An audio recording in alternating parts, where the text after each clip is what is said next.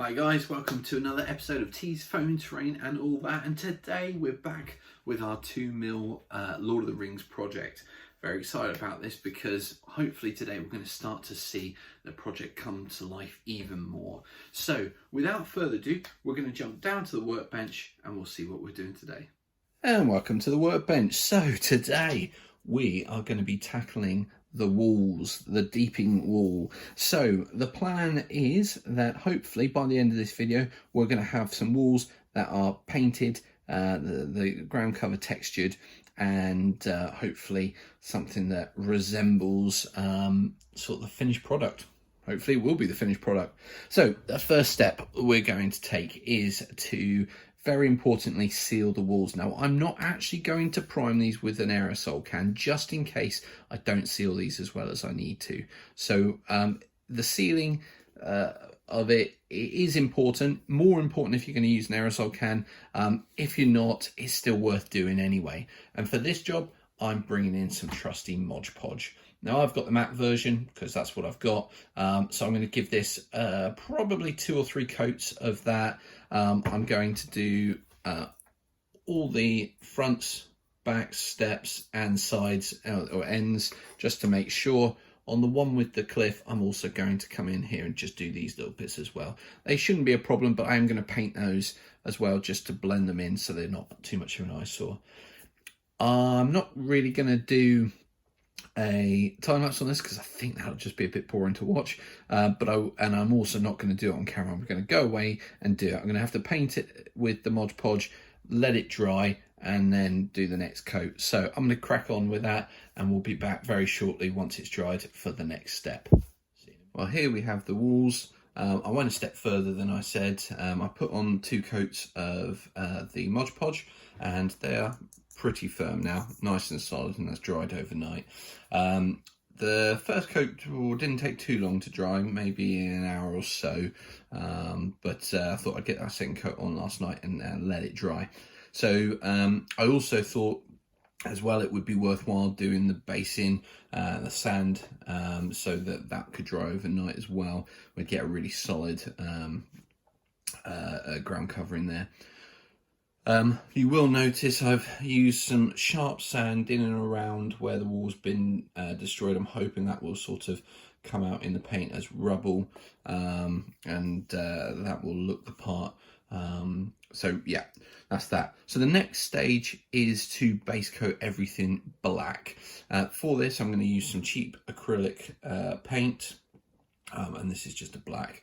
So I'm going to crack on and get everything, including the rocks, painted up, let that dry, and then I'll come back and we'll move on to the next step. So the next stage is, now that they're all primed in the black, is to start to put a little bit of the colour in.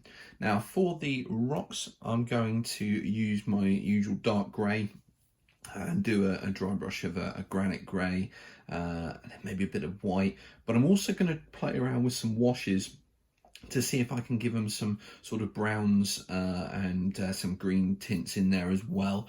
So we're going to play around with that. For the wall itself, I think I'm going to again go for the dark grey with a slight dry brush over the top, with something a little bit lighter, just to try to bring out, it's a sort of more white stone but still weathered. So I'm going to play around with again that triad of dark grey, granite grey and white, see what I can produce with that. And then finally I'm going to then go over the base colour, the base with the same colour, the chocolate brown that I used on the infantry bases and the cavalry base and the Ents that I did in the last video. So I'm going to go away and give that a go, and also with the ground cover I should say as well, I'll also use a Terminatus Stone GW dry brush to again just try to make it pop a little bit, and so I'll give that a go and see how it turns out, and we'll come back and see the sort of almost finished product, because of course after that we'll then add a little bit of scatter just to tie it all in with the rest of the terrain and the bases of the miniatures. So I'll go do that and then we'll look at the next and final step. And on to the next stage. So as you can see here, I've managed to get all the wall painted and the rock faces painted. I have to say I'm really pleased with how these have come out. I don't know how much you can see on the film, but we'll just go through it. The curved bit, these are slightly still wet from the ground cover, but while they're drying, you can see the rocks. Again, that's the grey, the dark grey with a granite grey dry brush, and then a white dry brush over the top, and then played around with some GW inks. I've used Agrax Earthshade, and I've used, there's the Riken Flesh, something like that. It's a flesh tone sort of wash, and then I've used one of the green washes as well, and a little bit of water and a little bit of just, you know, kind of subtly feathering them together. But I think that looks really good, and actually I'm really impressed with the bark. It comes out so well as rocks. I'm really hoping that on the grander scale, for the bigger scales, that some of the bigger chunks are going to do just as good with the effects, and the tacky glue has been brilliant in just keeping those solid. In terms of another thing that's solid, the wall itself, the Mod Podge, a couple of coats of that has been fantastic. It really gives it a real solidness to it. That was in the end with the wall, I just went for a simple dark grey with a granite grey dry brush, and tried to make it look quite weathered, and even around the back as well. I think that's looking really good. With the steps, I've just used a biro and drawn in some lines for this, see if I can, yeah, there you go, just to give it the look that there is some steps there. Really simple technique. It's actually a slope, but it does look, because of those lines, like it's got some steps there. Much the same with this piece, and turn it around again, steps there, a few more lines this time. But again, I'm really pleased with how they come out. They look really good. They look for what I was going for. On this straight piece, I've put I can't even think what it's called now. That's not a galley. No, it's the wrong word. Gully maybe. Anyway, or the culvert. That's the one. The culvert. While the black was still a bit wet, the black paint, I have just gone in there with the brown and put in the ground cover. And I don't know if you can see, but it's given a slight black tint to the surrounding areas. I quite like that. And on the other side, I've put the other side. I've put the other end of the culvert there, and that's obviously interchangeable with this piece. I'm going to do some more. I've got some dry brushing to do, which will bring out some of the sharp sand and stones better, so it will look like there's more debris from the wall being exploded. But I really like how that's come out. I think it just gives such a lovely impression that wall has been properly blown out. So, you know, when you put it all together, it looks like the wall of Helm's Deep. I'm just so pleased with it. So next stage, once this is properly dried, I'm going to give it a dry brush with Terminatus stone, and then I will use the two fine turfs that I used on the figure bases, and I'll just do a very light scattering. I might even play around with this part of the wall and use a bit of burnt umber just to put a little bit of darkness around the area where the explosion would have happened, just to give an impression. But I'll come back anyway once I've done all that for a final showing, so we can see the finished product. But I have to say, I'm so pleased with how it's come out, and it's really inspiring me now to do the keep for the next episode, and just get it all tied together and really get a good look to it.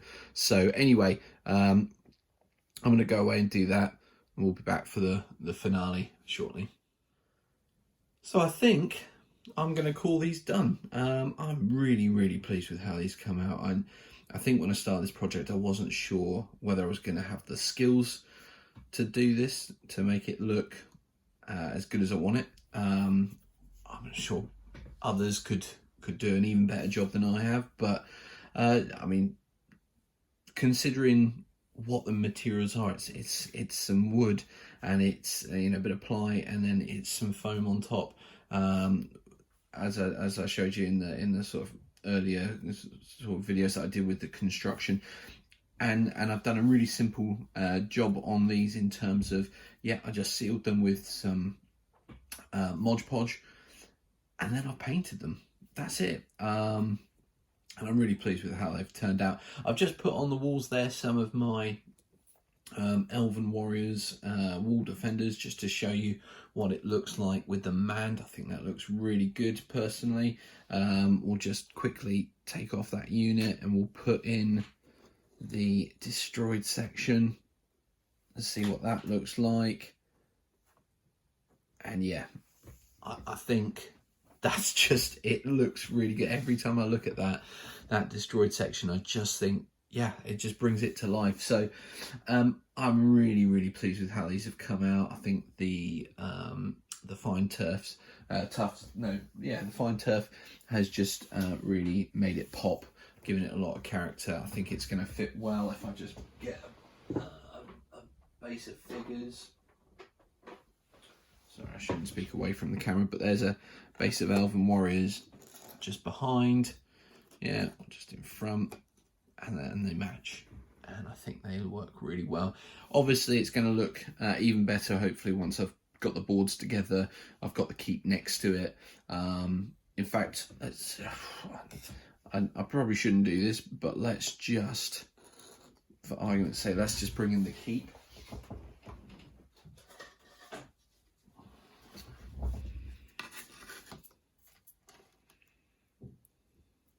Okay, so if you can imagine now the keep painted in a similar style as this bit of wall here, with extra terrain in, some rocks in, I just think that's going to look really good. And then when I add in the additional pieces that are going to go along the side of this and along the back with the extra stonework in there for the mountain side, I'm really excited about how this is going to turn out now. I'm really feeling positive about it. So, as usual, if you've liked this video, thumbs up. If you want to continue watching what I'm doing in this project or any of the others, you just want to know when the videos come out, please hit that subscribe button. It really makes a difference to me. We're at 491 subscribers as of me recording this. Hopefully we can hit that 500. That'd be so exciting. And as always, if you've got any comments, please pop them down in the comments section below, and I reply to all of them. Guys, I can't tell you how excited I am about this project now. I was starting to get a little bit tired of it. I was thinking, I've got another one on this. But, this is really giving me more energy to get back into it and really make it work. So, until the next episode, guys, you take care, and I'll see you very soon.